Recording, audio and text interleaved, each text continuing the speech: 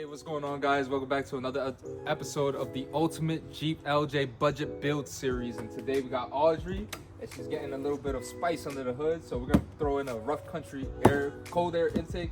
I know a lot of people how they feel about the cold air intakes in the Jeep TJ and LJ world. But honestly, I got this for such a low price that I could not pass it up. I am debating on going LS or turboing this motor at some point in the near future.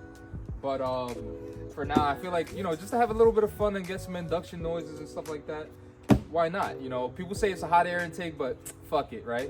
So we're gonna open this up. All right, guys, so in the box, let's see what we got. So looks like we got some instructions on how to install it. Ooh, and a little badge. And then we got the meats and potatoes of this whole kit. So let me see what's in here. So in here we got the cone filter, nice little red to match the MSD coil packs.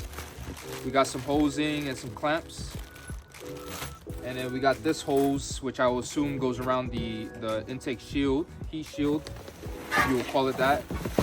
Here's the heat shield. It's like a gray, black kind of wrinkle paint on it. And then from there, we got these brackets, which we gotta figure out. And then the actual cold air intake portion of it. This is like an aluminum, so I could definitely heat wrap this, like in the gold foil heat resistant wrap it, which I'll probably do sometime in the future. I don't have any on hand, but I'll definitely order that up. And then this, I'm assuming, goes to this this line. Let's get this up on the car and start working. So we're already here. Last episode we did we cleaned out the throttle body and the idle air control valve. So all you need for this is an 8mm, this hose clamp. I'm gonna take this off, and then you're also gonna take it off from this end. Take that out, pop this up, should pop it pretty easily. And then on this side, I don't really know what we're gonna need just yet. What I will do though is I'm gonna remove this side, get the rest of the piping off.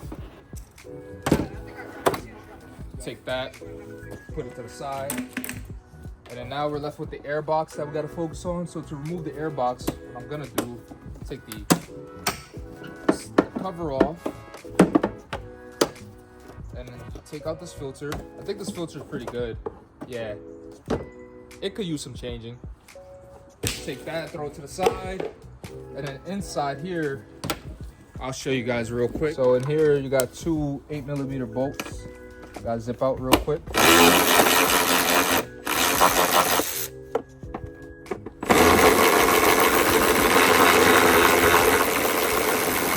They're spinning, but they're not coming out. So there might be something underneath holding them in. Yeah, there is. Hold on. I'm gonna grab a plier. Using the plier to hold down the little washer that's underneath.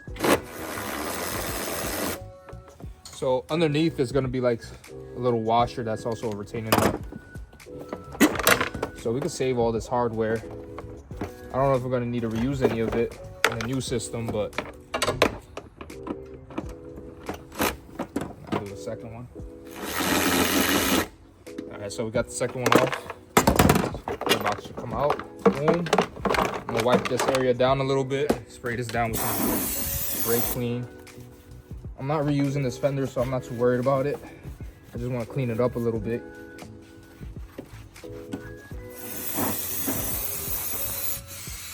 All right, so according to the manual, another thing we're gonna need is to remove this bolt and retain it.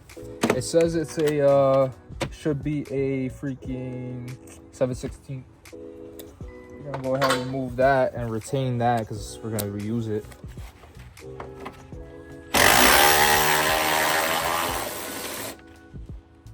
Take that off. Then we're gonna come here to our bag of parts. Put it back on there. And looks like we're gonna be using this with a rubber isolator. So we're gonna set it up like that. All right, so we got this loosely installed. We're gonna throw this back on there.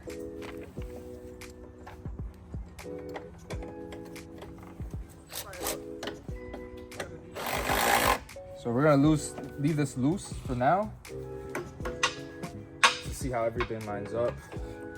And then from there, we're gonna go ahead and put the lining on this. Just gotta see how it's gonna sit. So we're gonna install this liner here.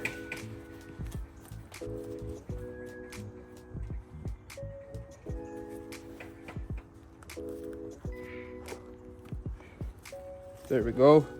So I got the shield or whatever you want to call it, the liner in. So now we're gonna go back to the Jeep.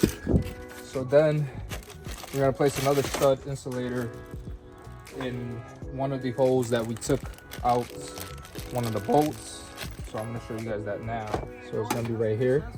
After we get this, we're gonna take a bolt, a washer, and a lock nut, and we're going to assemble it. Take the washer,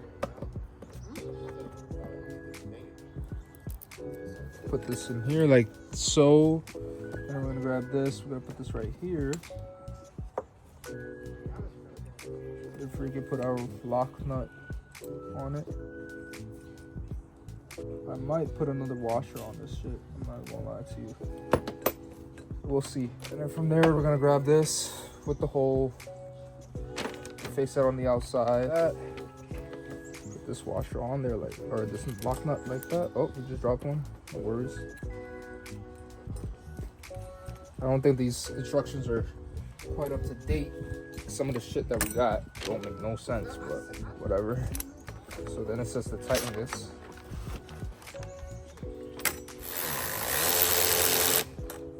Some room for it to be free a little bit. So now to put it in there, we're gonna seat it up under this. See if I can get this. So we're just gonna take this shit off real quick.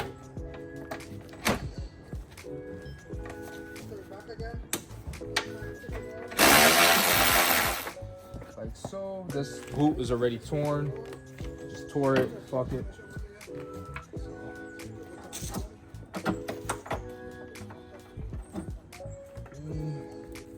Put that in there.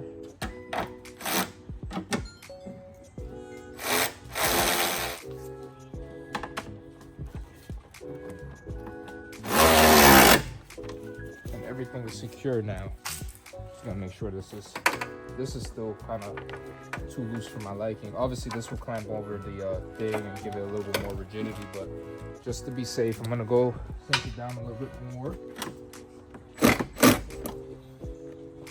This pipe runs something like this, if I believe. No, I'm bugging. It runs like this basically, so we're gonna put that in there like that. Get these freaking clamps on there. So we got the clamps here, and this hose goes over the air intake right here. We'll do this. Man, this shit is tight. All right, so we got this gasket on there now. Run over this in there. Shit is tight. All right, so just a little update. If you guys, I don't know what point it stopped recording. We got the fucking hose, the coupler on. I had to use the original hose clamp and then the supplied hose clamp that's on there, and then we got the fucking filter dangling. We're about to mount that up. This shit, I want to tighten it up a little bit more, maybe even raise it up slightly, so we're gonna see about that now. Dimitri's waiting on me to go to fucking AutoZone to get some RTV, so I gotta be quick with it.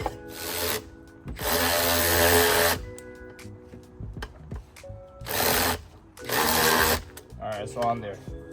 So now all I gotta do is just continue to secure this to this, just so that way it's not like there's not that much play in it. So far this kit has been like low-key a pain in my ass for something so simple. Alright, so once that's on there, we're gonna fucking secure this hose to the fucking breather. Shit, mad oily. When we do the head gasket, I'm gonna have to take all of this shit apart, man. So you wanna just stick that on there like so.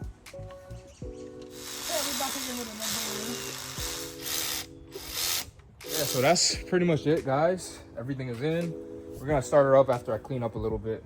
Tools. All right, so we're gonna give her her first start since installing it.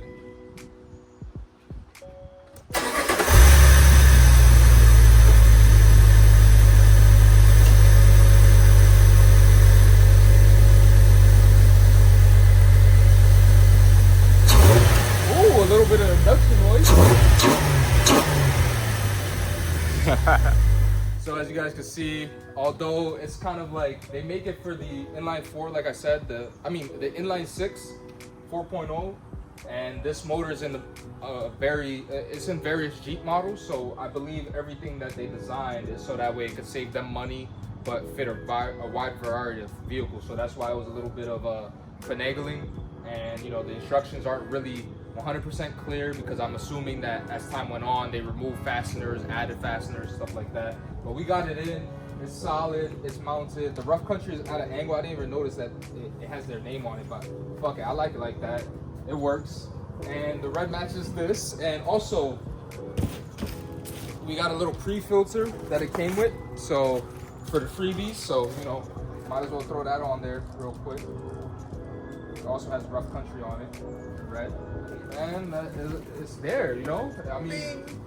Fuck it. Some people say that it's a hot air intake. Fuck it. I'm gonna put some gold aluminum heat resistant shielding on the pipe because that's just cheap. If anything, I might find that at AutoZone. But yeah, so until the next video, I'll catch you guys in the next one, guys.